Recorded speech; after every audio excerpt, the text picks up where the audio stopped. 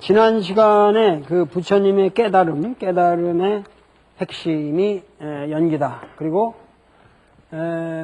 연기의 그 궁극에는 그 무아론이라는 게 있다. 그래서 이제 그 연기론에서 소위 말해서 이제 그 연기론을 쉽게 얘기한 것을 고진멸도의 사성제라고 그랬죠. 이러한 모든 불교 이론은 결론적으로 얘기하면은 그 형이상학의 거부와 관련이 있다. 그죠? 모든 형이상학적인 것이라는 게 결국 말장난이다. 그래서 시달다는 철저하게 그 형이상학적인 명제들을 거부하고 살았다. 그래서 이 양반은 평생 이 논쟁에 휘말리지 않을 것을 호소했어요. 그 이성적 자제력을 호소하고 그 아무리 진리라 할지라도 그것을 하나의 논란의 근거로 삼을 때는 그것이 오염돼 버린다는 거예요. 그래서 그것은 이제 시달다 자신은 항상 그러한 문제에 대해서는 나는 침묵한다. 그렇기 때문에 초기 원시불교는 그런 형이상학적 명제에 대해서 무리한 논쟁을 벌이지 않기 때문에 상당히 소박합니다. 그렇기 때문에 술타니 파타라든가 여러분들이 알면 법구경 같은 그런 문학으로 흐른 거예요. 거대하게 무슨 우주가 어떻다, 무슨 뭐 하나님이 어떻다, 무슨 우주의 뭐 공간과 시간이 뭐 끝이 어떻고, 우주가 뭐 종말이 있느냐, 우주는 언제 끝나느냐, 종말이 있다. 그 얘기에서 뭐 하냔 말이야. 종말이 와서 되질 땐 다 같이 되질 텐데 뭐가 걱정해, 그렇잖아? 네? 아니 공룡이 죽을 적에 다 같이 죽었는데 그 어느 놈이 무슨 뭔 걱정했겠냐고. 그러면 우리 인간도 같이 죽을 땐 다 같이 죽으면 행복한 거예요. 그게 열반이요. 우주의 열반이란 말이야. 그러니까 그런 거 가지고 무슨 종말이 오는데 빨리 일 천당 갈 티켓 사라, 이런 엉터리 논의가 어딨냐 그거야. 알지? 이게 연기론에 위배되는 사고라 그거야. 알겠지? 종말이 올지 안 올지도 모르는 걸 가지고 그랬잖아요. 네 그거를 언어화 해가지고 그걸 가지고 야 우리 종말이 올 텐데 이거 걱정이니까 빨리 우리가 도피하자. 그게 종교가 되면 되겠냐 그거예요. 그게 연기론이 아니다 그거야.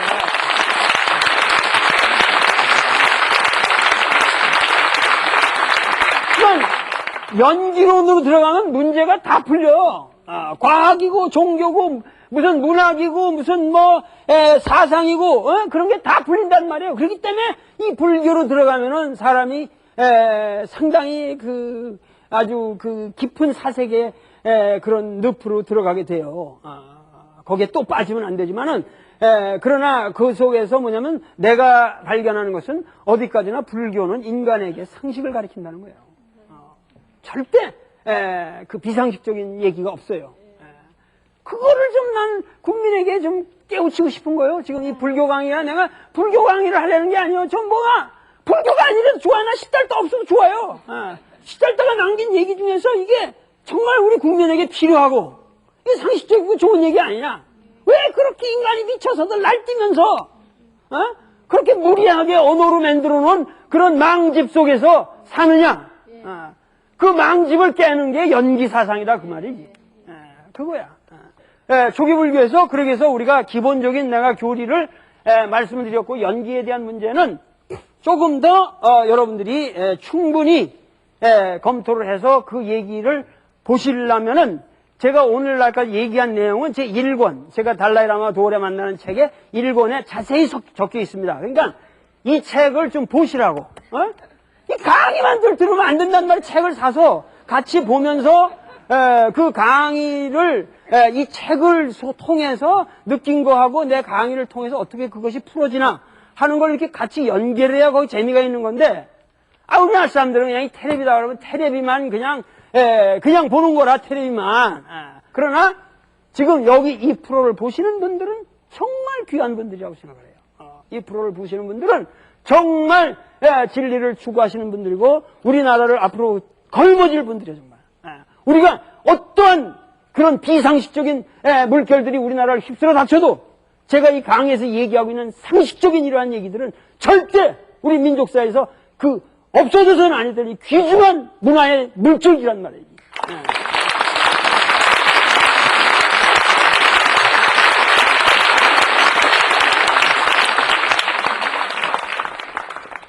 오늘은 그래서 이제 마지막으로, 그 시달다의 생애에서, 앞으로 제가 이 강의를 대승경전으로 좀 이제 끌어가려고 그러기 때문에, 마지막으로 이제 시달다의 죽음, 죽음의 문제를 얘기를 하겠습니다. 그러니까 시달다라는 사람은, 뭐 그냥 통상 얘기해서 잘은 모르지만, 35세 성도에서 80세에 돌아가셨다. 그러니까, 약 45년 동안, 그죠? 45년 동안 설법을 하면서 그 유랑을 하신 분이에요. 그러니까 여기 유랑이라는 것도 유행경이라고, 시달다의 인생을 쓴 걸 갖다 유행경이라고 그러거든요. 유행경이라고 그러거든요. 이게 무슨 얘기냐면 유행이라는 얘기예요. 유행. 뭐냐면은 한 곳에도 집착함이 없이 항상 걸식하면서 이렇게 댕기셨다는 얘기예요. 45년 동안을. 그러니까 뭐냐? 이것이 뭐냐면 이게 무소유란 말이에요. 걸식을 하는 게 무슨 남들에게 이렇게 밥을 얻어먹는 이게 아니란 말이에요. 왜냐면 자기가 밥을 저먹고 살려면 자기가 일을 하고 뭘 소유해야 되잖아. 그러니까 일체의 소유를 거부하는 생활을 하기 때문에 걸식이라는 방법을 택했다 그런 얘기지. 그래서 평생을 유행을 하신 거예요. 유행. 소위 말해서 인도를 여러분들이 이렇게 보시면은, 인도를 보시면은 이제 이렇게 여기 이제 뭐 이렇게 강이 이렇게 해가지고 이거 흘러가는데, 하여튼 여기 이제 이쪽이란 말이에요. 비하르 지역의 이쪽이고, 우리가 이제 네팔 이쪽으로 해서 이제 근데 여기서 이 양반이 아마 돌아가실 때가 되니까, 그러니까 이 양반이 활약한 지역이 마가다국의 수도인 라즈기, 지금 라즈기라고 왕사성이라는 데란 말이에요. 왕사성 아시죠? 이 왕사성이라는 데에 지금 보드가야에서 뭐 4-5시간 정도 가면 있어요. 거기서. 그러니까 멀지가 않아요. 그러니까 이 왕사성에서 이제 이 양반이 이제 가는데, 이 양반의 자기 생가, 그러니까 자기 본가라고 말할 수 있는데 카필라성이라는 데 있잖아요. 이 카필라바스투라는 거는 지금 네팔 이쪽에 있단 말이에요. 그러니까 여기서부터 여기까지 가는 난 잘 모르겠지만 이게 옛날에 걸어서 가려면 엄청난 거리예요. 엄청난 거리입니다. 우리나라, 제가 계산은 안 해봤지만, 뭐, 부산에서, 제주도에서, 무슨,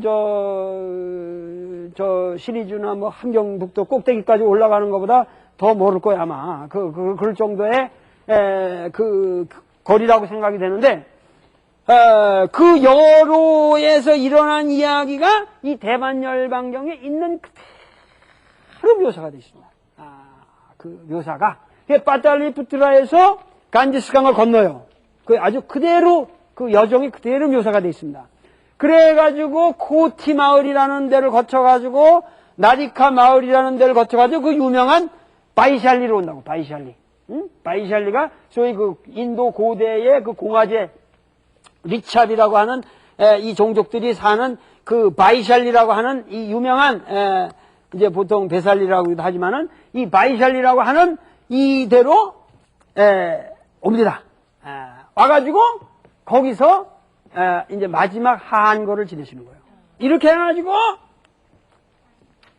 바이샬리에 오셔가지고 이제 그 근처에 벨루바 마을이라는 데에 이제 바이샬리 부근에서 한거를 지내시는데, 거기에 이제 유명한 얘기가 하나 나오죠. 암마빨리 망고동산이라는 얘기가 나와. 암마빨리 망고동산이라는 게 그게 뭐냐면은 바이샬리라는 도시가 그 당시 가장 번성했던 상업도시요.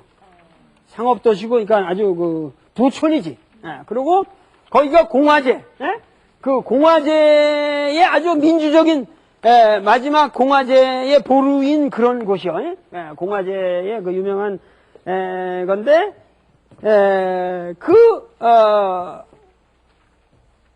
동네에 유명한 기녀가 있어. 유녀. 창녀지, 창녀. 유명한 창녀인데, 이 여자는 어떻게 된 거냐면은, 이 여자가 유명한 망고 아시잖아요? 망고가 많은 망고 동산에 버려졌어요, 얘가. 어린애가.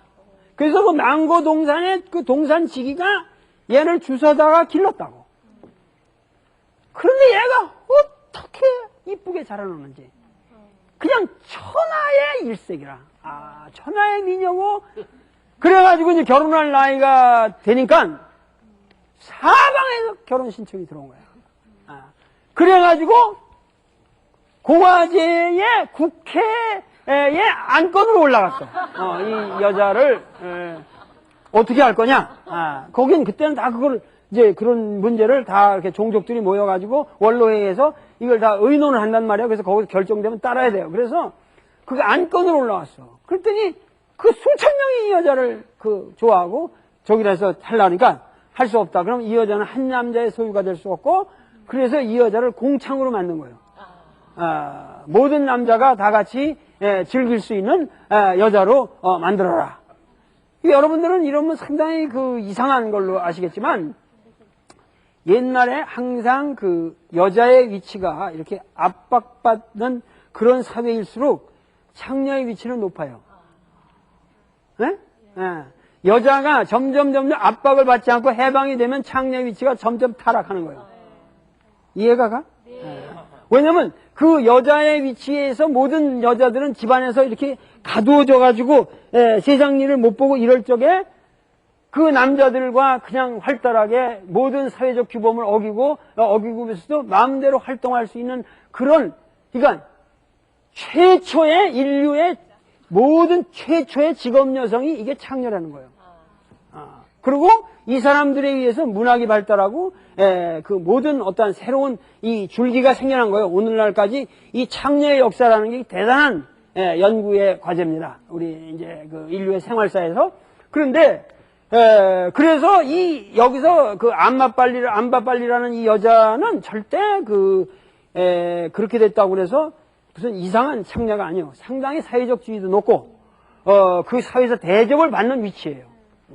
모든 남자랑 이렇게 뭐 자기도 하고 그런 건 물론 다 하겠지만은 이 여자의 위치는 그래서 학문적으로나 모든 게 상당히 위치가 있고, 특히 여러 남자들을 그렇게 상대하면서 돈을 받을 거 아니야. 그래가지고 엄청난 부를 축적했어요.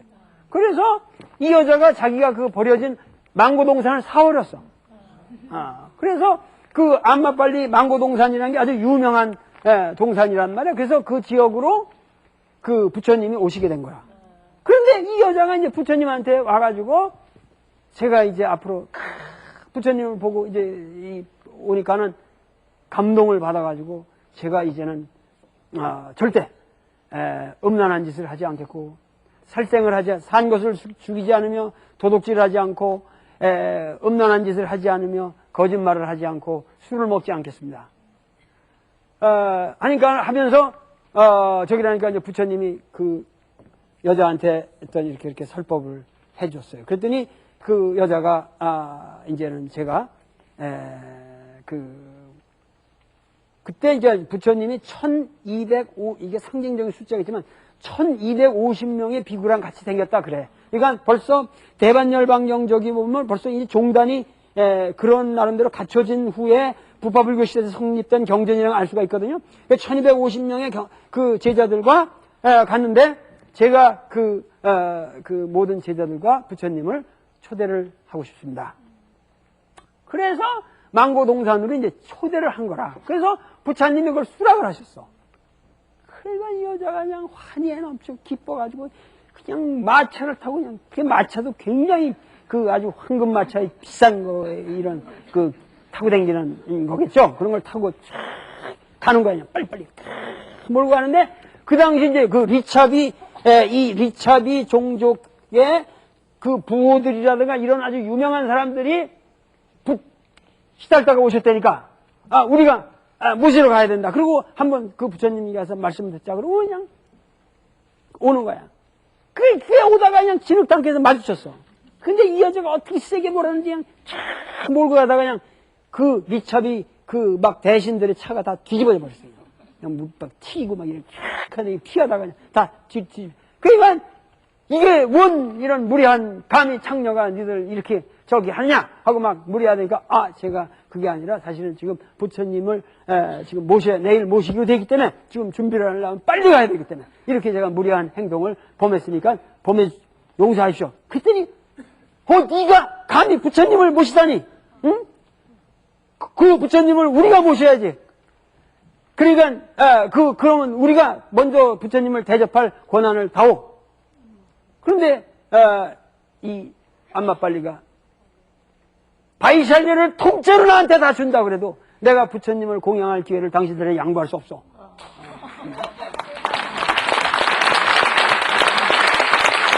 그래가지고 그 여자가 결국은 그 개를 밟고 출가를 해요. 그리고 그 망고동산을 부처님에게 드려. 그래가지고 거기에 유명한 정사가 쓴단 말이에요. 절이 서. 이거 아주 초기 그게 쓰는 이제 그런 얘기들도 있고. 그래가지고 벨루마 마을에서 그런데 발병을 하셔. 병이 나버려. 그러면서 제자들을 다 흩어져 하항고로 들어간단 말이야. 하항고로 들어가면서 니들 다 여기 지금 동네가 여러 가지로 어렵고 그러니까 니들 다 흩어져서 했다가 이제 나중에 만나자. 그러고서 이 양반은 아난만 데리고 벨루마 마을에 가서 이렇게 하는데 그때 이제 80노구 아니야? 80노구. 그래서 80노구에 이 노인이 그냥 이제 병이 나는 거야. 힘이 드는 거지. 여기서 말이 그렇지. 아직 이 대반열반경의 기술은 아주 리얼해요. 그래가지고 여기 쭉 걸어가는데 그 바이샬리에서 이제 벨루마 마을에서 병이 나신 거야. 그래가지고 아나니 아이고 정신 차립시오. 정신 차립시오. 이렇게 돌아가시면 어떻게 하니까 이 부처님 그때 이 말씀하신 거야. 나는 이제 3개월 후에 열반에 들 것이라. 자기 이제 인생을 아는 거예요. 내가 3개월 후에는 죽을 것이다. 그러나 지금은 절대 안 죽는다. 왜냐? 아직 내 제자들이 모여들고 그러지고 나를 만나고 싶어하는 사람들이 많이 있기 때문에 내가 지금은 버틴다. 귀신들도 와가지고 악마들이 막 와면서 너 왜 그렇게 일찍 가려고 그러냐. 올해 좀 네가 도력을 발휘해서 내가 도와줄 테니까 더 오래 중생들을 위해서 살아라. 이러고 악마가 또 그렇게 말을 한다니까 나타나서 마라가 그러니까 이 양반 하면 악마여 나는 나의 인멸에 대해 더 이상 마음 괴로워하지 않느니라. 열애는 머지않아 열반에 들 것이니라. 지금으로부터 3개월 후 열애는 열반에 들 것이니라. 정확하게 말씀하십니다. 그러고서 이제 이 양반이 이제 떠나는 거예요. 그래서 거기서 이제 발병하시면서 이제 제자들이 나중에 이제 돌아오니까 그때 하신 말씀이 그 3페이지에 그 유명한 말씀을 해요. 여기 본문에. 따라서 읽으세요. 제자들이여. 자신을 의지처로 하고 자신에게 귀의할 것이며 타인을 귀의처로 하지 말라. 또 진리를 의지처로 하고 진리에 귀의할 것이며 다른 것에 귀의하지 말라. 그러니까 이 말씀만 해도 얼마나 귀한 말씀이죠. 마지막에 이렇게 이제 자기 죽음을 예언하고 하신 말씀들이 제자들이여 자신을 의지처로 하고 자신에게 귀의할 것이며 무슨 딴 타자에게 귀의하지 말라는 게야. 자신에게 귀의할 것이며 타인을 귀의처로 삼지 말라. 나 외에 어떠한 타인에도 자신이 귀의처로 삼지 말라. 이게 부처님의 마지막 당부예요. 그리고 또 진리를 의지처로 하고 진리에 귀의할 것이며 다른 것에 귀의하지 말라고 그랬잖아요. 그러니까 오로지 자신과 진리에만 귀의하라 그런 말씀이죠. 이것이 부처님의 그 말씀이 아주 핵심적인 거란 말이에요. 대반열반경에. 그래가지고 이 양반이 이제 오시는 거예요. 그래가지고 어디로 가냐면은 그 바이샬리를 떠나요. 떠나가지고 반다마을이라는 데를 들렸다가 파바마을이라는 지금 파바마을이라는 게 파질나가르라고 여기 있는데 내가 거기 가봤는데 이 파바마을에서 뭐냐면 대장장이 춘다가 공양을 했다 그렇게 돼 있어요. 근데 그게 뭐냐면은 그 음식을 거기서 누가 이제 대장장인데 이 대장장이 춘다라는 카락터는 수타니 빠따에도 나옵니다. 거기는 뭐냐면 금속 세공인으로 나와.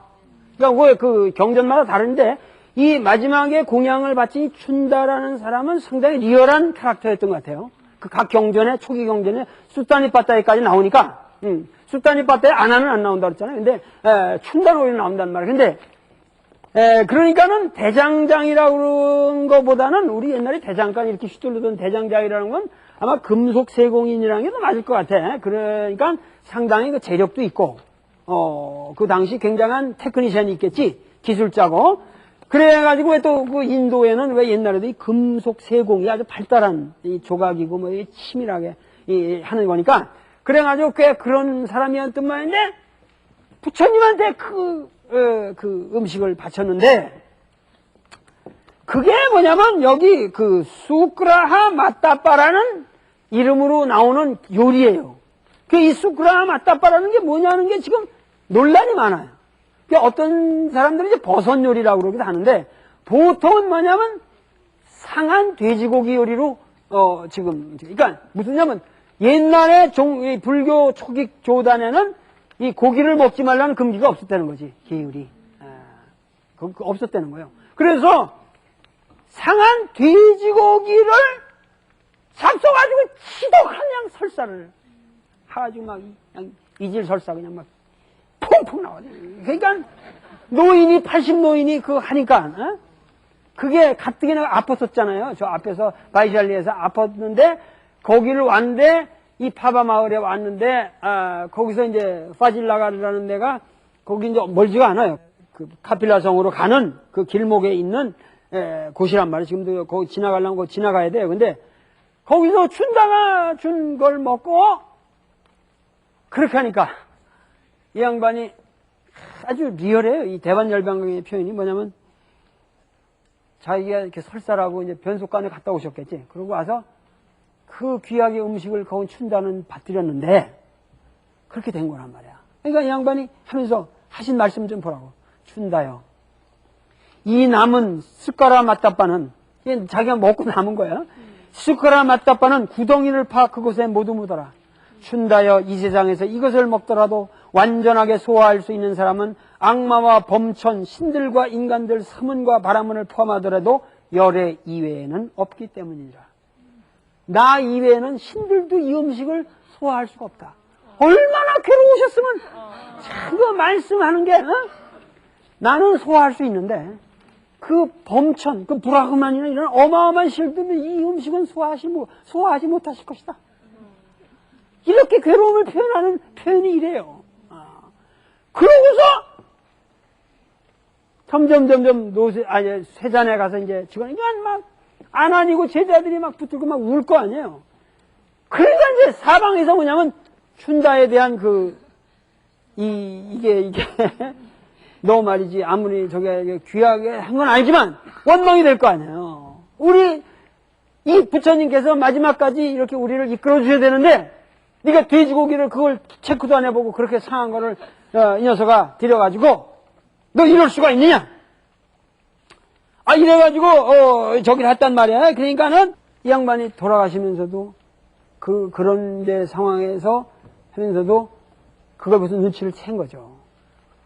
그러시면서 유명한 또 말씀을 하신 거예요. 제자들을 모으고 뭐냐면은 많은 사람들이 내가 떠난 후에 춘다 때문에 내가 인멸했다. 열반에 들었다고 그를 질책할지도 모른다. 그러나 너희들이 춘다를 위로하여라. 뭐냐면은 음식의 시열한 무엇인가? 하나는 그것을 먹고 열애가 위 없이 바른 깨달음을 얻어 부처가 될 때이고 또 하나는 그것을 먹고 열애가 남김없는 완전한 열반의 세계에 들 때이니라. 이러한 두 가지 음식을 시여한 공덕은 모두 동등하여 서로 우열이 없는데 다른 음식의 시여와 비교한다면 훨씬 큰 이익과 복덕을 가져오느니라. 무슨 말씀이냐면은 자신이 그때 깨달음을 얻기 전에 누구한테서 받았죠? 수자타한테서 그 기력을 회복하는 그 음식을 받아서 잡수셨잖아요. 그때 받은 음식과 그래서 그때 깨달음을 내가 얻었고 요번에 이 춘다의 상한 돼지고기를 먹고 내가 열반에 드니까 이 춘다의 음식 공양처럼 귀한 공양이 없다고요. 나를 열반에 들게 했으니 그 걱정이 돼가지고 자기 떠난 다음에도 걱정이 돼가지고 그 인간적인 그 모습이 나타나잖아요. 이해가 가요? 예, 그 아주 그 춘다가 그렇게 자기한테 했는데 자기한테 주하니까 춘다의 음식 공양은 나를 열반에 들게 한 위대한 공양이다.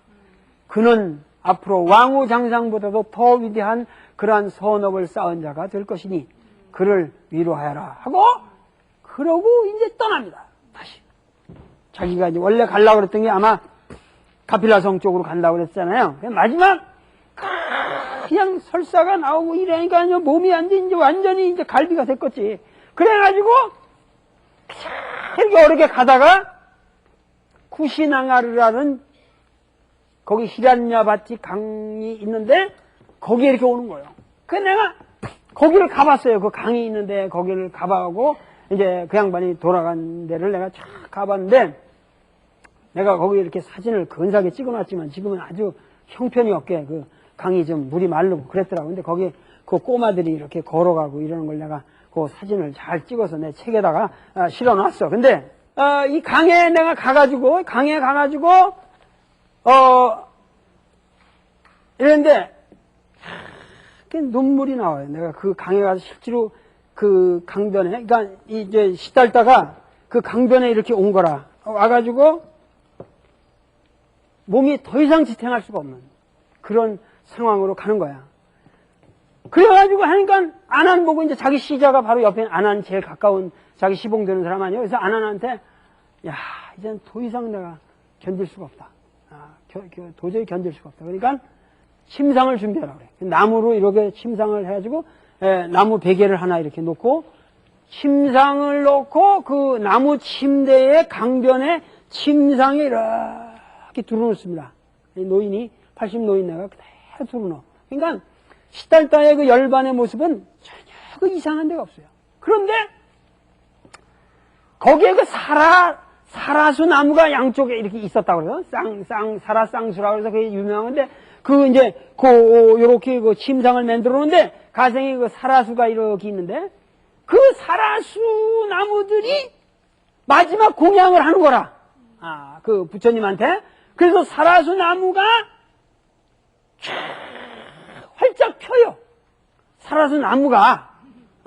그러면서 그 사라수 나무가 펴가지고 거기서 꽃을 활짝 피워가지고 그 사라수 나무의 꽃잎이 싹 떨어지는 거예요. 그러니까 그 광경은 나는 정말 그 감동적인 장면이라고 생각해요. 이 양반이 이제 괴로워가지고 이렇게 해가지고 이제 이렇게 그 침상에 이렇게 누웠는데 거기 있는 나무들이 갑자기 때도 아닌데 꽃을 활짝 피면서 거기서 쫙 벚꽃 같은 거 여러분들 그 꽃잎이 떨어지는 거 그런 걸 생각하면 되실 거예요. 그래가지고 꽃잎이 쫙 피날리면서 내리니까 그러면서 천상에서 막 그 음악이 들려오고 아름다운 음악이 들려오고 제신들이 이제 마지막으로 돌아가시는 모습에 대해서 공양을 하는 모습이 아름답게. 그러니까 그 히란야 바티 강이 이렇게 쫙 있는데 시달다가 이렇게 누워있고 거기에 그렇게 꽃잎이 쫙 떨어지는 그 모습이 나는 그 문학적으로 아름다운 정말 내 생애에서 이렇게 그려보면 아주 정말 아름답게 그릴 수 없는. 근데 그 나무조차도 그 시달다를 마지막 죽음을 서로해서 꽃을 피워서 마지막 나무의 신들이 공양을 해서 이렇게 아름답게 그 천상에서 음악이 펼쳐지면서 꽃잎이 쫙 떨어지는 판에 그때 설법을 하신 유명한 설법이 바로 이거예요. 안 한다요. 한번 따라서 안 한다요. 절대 하늘에서 꽃잎이 떨어지는 이런 일만이 열애를 경외하는 일은 아니다. 안 한다요. 비구와 비구니 우바색과 우바이 이들은 반드시 진리를 몸에 지니고 진리에 따라 진리에 바르게 이루고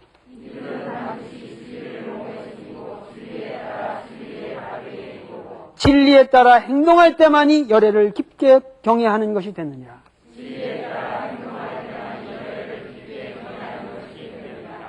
자, 이게 얼마나 치열하냐 그 말이야.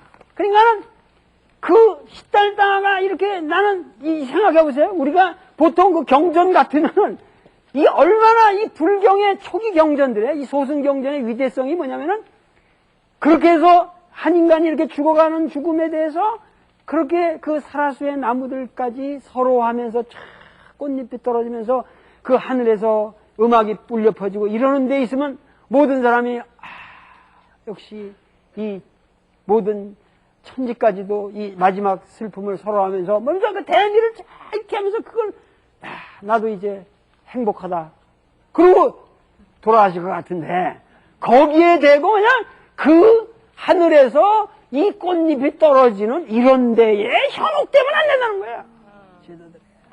이런 것이 열애를 공경하는 게 아니라는 게 이게 나의 죽음의 의미가 아니라는 거야.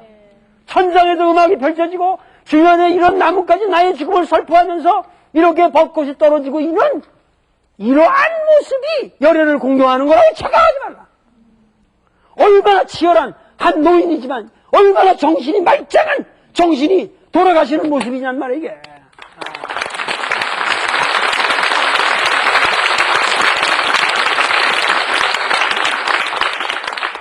그러면서 하시는 말이 너희들은 반드시 진리를 몸에 지니고 진리에 따라 진리에 바르게 이루고 진리에 따라 행동할 때만이 열애를 깊게 경외하는 것이라. 오로지 내가 평생 설해놓은 법이 있다. 진리가 있다. 다르마라는 거예요 여기에. 이 다르마에 따라 행동할 때만이 열애의 죽음의 의미를 니들이 새기는 것이고 그런 것이 그 이상의 나의 죽음의 의미는 없다는 거예요. 무서운 얘기죠. 이게 대반열반경의 모습이에요. 전혀 무슨 내가 죽었다가 이제 다시 살아서 사후에 돌아온다 뭐 이런 얘기도 없고 전혀 이러한 설법으로 돌아가시는 거예요. 그러면서 하는 말이 그 안 한다가 그래도 스승님 이렇게 돌아가시면 어떡합니까? 스승님 도력이 그렇게 대단한 분인데 우리를 위해서 좀 더 있어 주셔야만 우리가 좀 저기 하지 뭔가 길을 헤매지 않을 수 있지 않습니까? 그러니까는 여기서 하시는 말씀이 아주 냉혹한 말씀을 하는 게 대반열반경의 그 위대한 거라는 게 이게 냉혹한 거예요. 안 한다요. 나의 죽음을 한탄하거나 슬퍼하지 말라. 안 한다요. 내가 항상 말하지 않았더냐. 아무리 사랑하고 마음에 맞는 사람일지라도 마침내는 달라지는 상태, 변리할 수밖에 없는 상태가 찾아오는 것이라고. 이 세상에 태어난 사람은 반드시 죽지 않을 수가 없는 것이다. 어찌 피할 수 있겠느냐? 안 한다요. 태어나고 만들어지고 무너지는 것, 그 무너져가는 것에 대해서 아무리 무너지지 말라고 만류해도 그것은 순리에 맞지 않는 것이다. 그러니까 이런 말씀이 결국은 인간의 죽음이라고 하는 것은 어차피 찾아오게 마련이고 거기에 대해서 슬퍼하지 말라 하는 말씀만 하시는 이렇게 소박한 너무도 인간적인 모습이 그려지고 있는 게 이게 대반열반경이라고 말해요. 일체 신화적인 얘기가 없어요. 일체 신화적인 얘기가 없어요. 그 다음에 하신 말씀이 이제 뭐냐면은 제일 마지막에 거기서 그냥 구시나가르에서 그대로 돌아가시는 거예요. 이제 마지막으로 그 양반이 돌아가시면서 남긴 최후의 말씀이 이 말씀이죠. 그럼 비구들이여, 이제 마지막으로 너희들에게 고하노라. 만들어진 것은 모두 변해가는 법이니라. 게으름 피우지 말라. 나는 오직 게으르지 않음으로써만 홀로 바른 깨달음에 이를 수 있었던 것이다.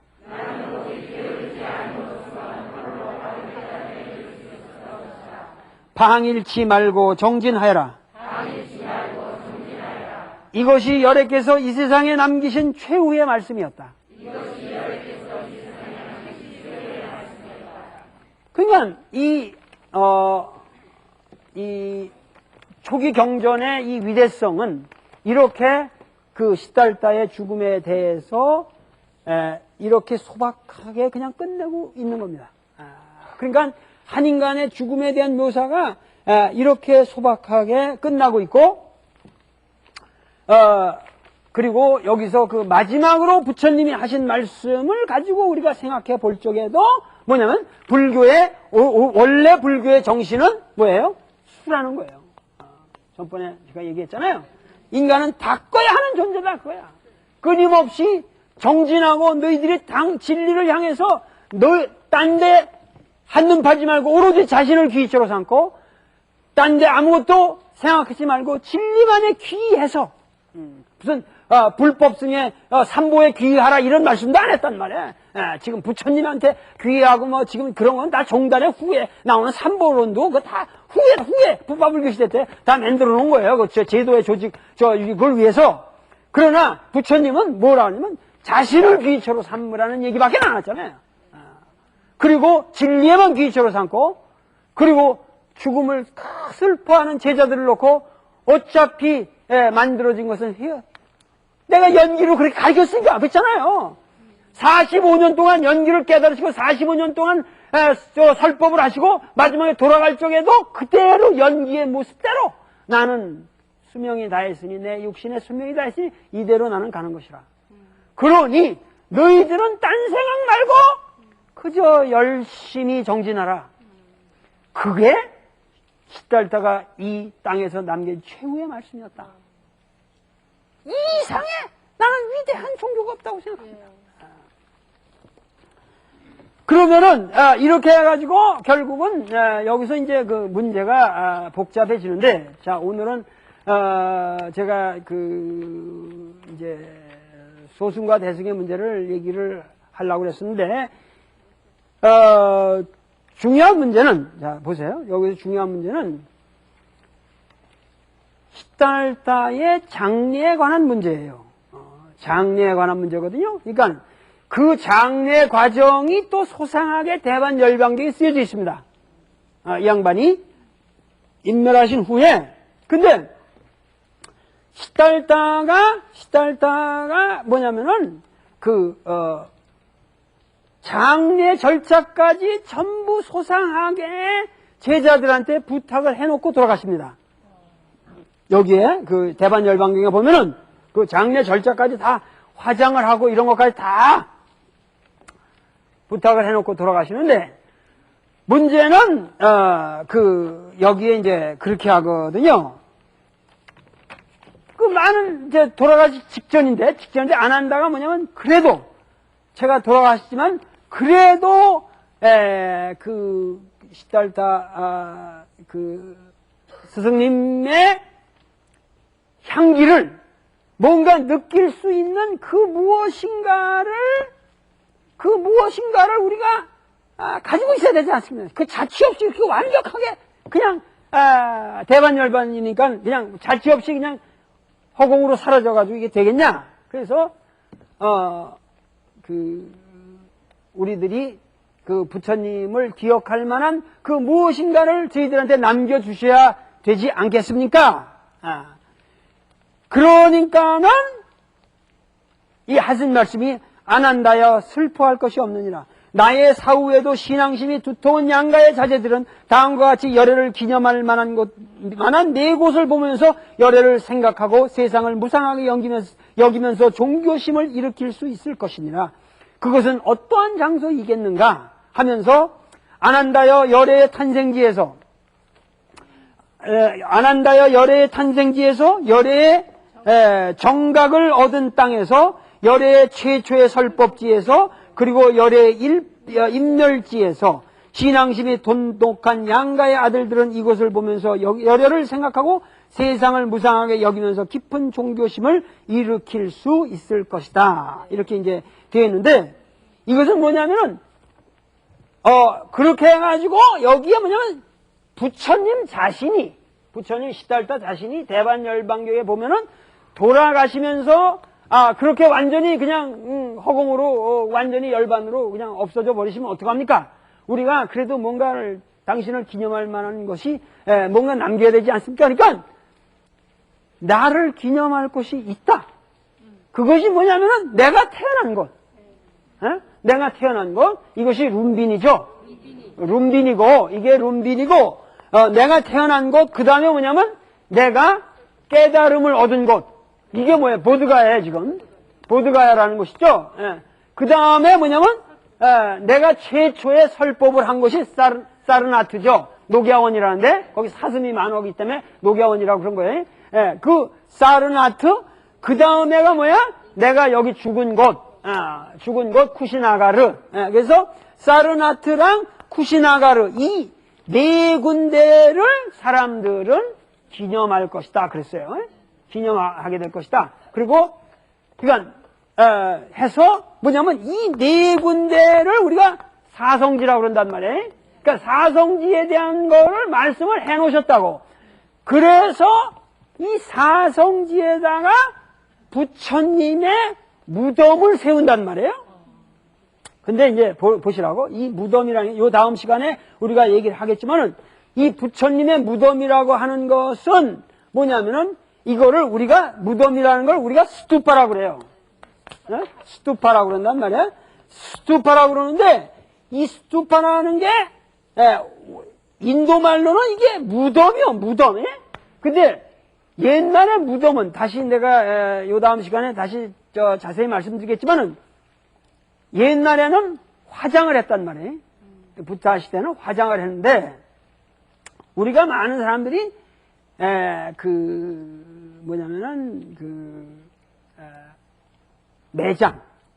매장과 화장을 얘기할 적에 지금 많은 사람들이 우리는 그 화장은 좀 나쁜 거고 매장이 좋은 거라고 생각하잖아요. 매장은 그래도 이렇게 무덤이 이렇게 있고 여기서 이제 봉분이 있는데 화장은 저쪽 그 벽지에 들어가서 그 보일러에 쑥 관이 들어갔다가 한 줌에 재가 나오니까 그래가지고 이걸 뿌리거나 뭐 낙골당에다 조그맣게 만들어봐야 이게 별 볼 일 없다. 그러니까 화장은 좀 시시한 것 같고 그 매장은 그 굉장히 고귀한 것 같잖아요. 그래서 이 봉분도 있고 영원히 남다 이렇게 생각하는데 이게 잘못된 생각이란 말이에요. 우리가 지금 화장을 전혀 모르는데 옛날 고대로부터 매장이라는 거는 아주 천민들의 제식이요. 매장이라는 건 아무나 죽으면 그냥 땅에다 묻으면 되는 거예요. 그러나 화장이라는 건 엄청 돈이 들어요. 그 나무를 이렇게 해야 되고 화장이라는 거는 귀인들한테만 허락되는 거예요. 옛날부터.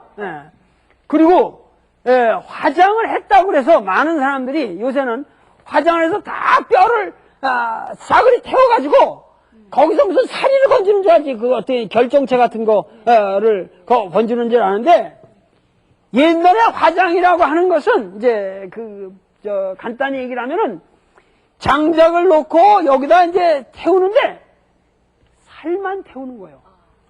뼈대기까지 안 태워요. 요새 저 벽체에다가 집어넣어가지고 하는 것처럼 하는 게 아니고 살이 타들어가면 불을 꺼요. 물을 부어가지고. 원래는 저 전장터에서 왜냐면 이 화장이라고 하는 것은 그 전쟁에서 용감하게 죽은 사람의 그 전사를 기념하기 위해서 전장터에서 그 장군이나 이런 사람들은 몇몇 사람을 상징적으로 골라가지고 그걸 화장을 해주는 거예요. 그리고 거기서 뼈대기만 건져가지고 그 뼈대기를 다시 갖고 가서 다시 거기서 이제 장례를 치러요. 그러니까 화장이라고 하는 것은 여기에 뭐냐면 이 뼈대기만을 건진다는 거고 결국은 뭐냐면 봉부는 똑같이 만들어요. 봉부는 똑같이 만들거든요. 그러니까 이 봉분이라고 하는 것과 이 매장의 봉분하고 화장, 오히려 옛날 사람들은 이 매장이라는 걸 아주 천하게 생각하고, 왜냐하면 육체가 이 더러운 구데기들이 파먹고 이러는 게 더럽잖아요. 모든 게 육체 시신이라는 거는 부패시키는 게 목적이거든. 그래서 뼈대기를 저기라는 건데 화장이 훨씬 더 깨끗하고 좋은 방법이란 말이에요. 옛날에. 그래가지고 뭐냐면 이 화장도 봉분을 만드는데 옛날 인도에는 이거를 봉분을 여기다 그 항아리로 이렇게 묻고, 여기다 그냥 벽돌로 다 봉분을 쌓는단 말이에요. 우리나라처럼 좀 흙으로 이렇게 봉분을 만드는 게 아니라 벽돌로 봉분을 만든단 말이야. 근데 화장 무덤하고 매장 무덤에 큰 차이가 있어. 뭔 차이가 있겠어요? 매장의 경우는 묘가 하나밖에 있을 수 없지. 그런데 화장의 경우는 어떻게 되죠? 뼈대기를 이렇게 빻아가지고 항아리에다 열어 남으니까 뭐 수백 개를 만들 수가 있는 거예요. 그러니까 지금과 같은 그런 사리의 개념이 아니라니까. 사리의 그게 아니고 뼈를 나누어서 이렇게 만들어요. 그래서 그 뼈를 가지고 만든 무덤을 우리가 스투파라고 그러는 거예요. 스투파라고 그러는 거예요. 이제 이게 스투파. 그런데 이 스투파라는 것이 여기에 이제 뭐냐면 이게 뭐냐면 솔타파라고 이렇게 솔타파라는 말로 이 스투파를 음역을 했어. 음역을 했거든요. 중국에서 스투파를 솔타파라고 음역을 했는데 사람들이 귀찮으니까 솔자를 빼버리고 타파라고 그러다가 나중에는 타자를 빼버리고 탑만 남긴 거예요. 그러니까 스투파라는 것이 이게 그대로 음역된 게 탑이라는 말이요. 탑이라는 말이요. 그러니까 탑이라는 건 중국 글자가 아니고 중국에 없던 글자인데 위진남북조 시대 때 이게 스투파라는 말이 들어오면서 이 말을 만든 거예요. 이 글자를. 한자에 우리 선진 시대에 없는 글자예요. 이거는. 커피라는 걸 갖다가 요새 표현이 안 되니까 말을 만들어도 카페 이렇게 만들었어요. 갑이라고. 중국 사람들이 커피에 해당되는 말을 새로 만들었단 말이에요. 마찬가지로 스투파라는 말을 표기하기 위해서 만든 한자예요. 이거는. 그러니까 탑이라는 건 중국 글자가 아니고 스투파를 중국말로 표현한 말일 뿐이라니까. 그러면 어떻게 돼요? 원래 무덤이 스투파고 부처님의 무덤이 탑인데 지금 여러분들은 탑을 갖다가 부처님의 무덤으로 생각하고 있지 않다고. 절 안에 있는 무슨 이상한 그 대웅전 앞에 있는 조형물로 돌로 이렇게 만들어 놓은 그런 걸 탑이라고 생각하잖아요. 여기에 엄청난 문제가 있다 그거야. 이 탑이라는 거 이해 방식에 여러분들이 왜 불교가 우리나라에 와서 이 탑이라는 게 이렇게 다른 모습으로 변해갔는가 하는 거를 여러분들이 아셔야 된단 말이야. 이건 엄청나게 복잡한 불교사의 문제가 여기 게재되어 있어요. 왜? 스투파라는 것을 표기한 탑이라는 게 우리한테는 석가탑, 다보탑 이런 걸로 그냥 탑 그러면 여러분들 한 번도 부처님의 무덤 이렇게 생각해 본 적이 없잖아요. 그러니까는 그 문제가 바로 대승과 소승의 문제를 해결하는 새로운 실마리요. 대승과 소승의 문제를 여러분들 이런 것이 얽혀져 있거든요. 이거를 이 수수께끼 같은 문제를 요 다음에 풀고 그 다음부터 이제 그 대승불학의 문제를 우리가 검토해 들어가기로 하겠습니다. 감사합니다.